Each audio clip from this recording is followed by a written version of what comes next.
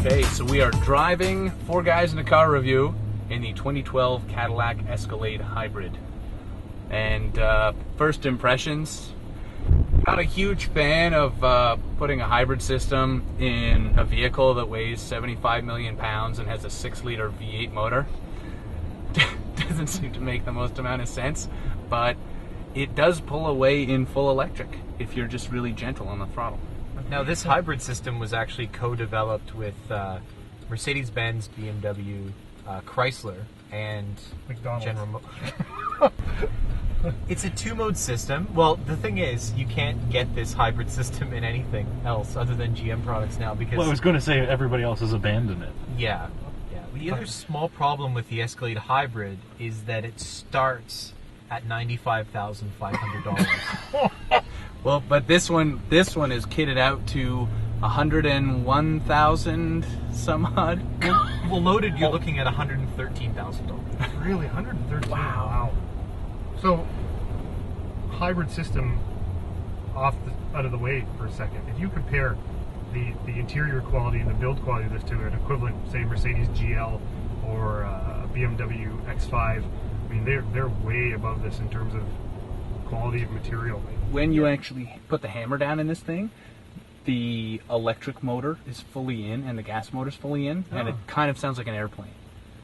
Yeah. Okay. So, like a Junker or a 747? No, like I said, it's Airbus, man. Airbus. Airbus. It's a quality jet plane. Okay, so we're just going to give this thing a little welly, and you're going to hear how...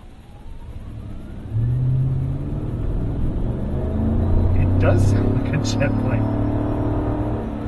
That exhaust note is nice, though. Yeah. It is nice. I do have to give GM credit for at least putting a proper two-mode system in, though.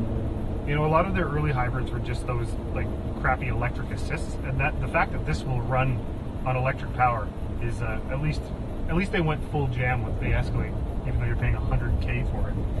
All right, so there's not much to recommend the Escalade Hybrid. It even tows quite a bit less than the... Yeah, there's a penalty. Was it 3,000 pound penalty? Yeah. It's this one tows 5,800 pounds, and the regular one tows 8,100 pounds. The navigation system will look very familiar to someone who was introduced to the original navigation systems 14 years ago. It maintains a very classic look.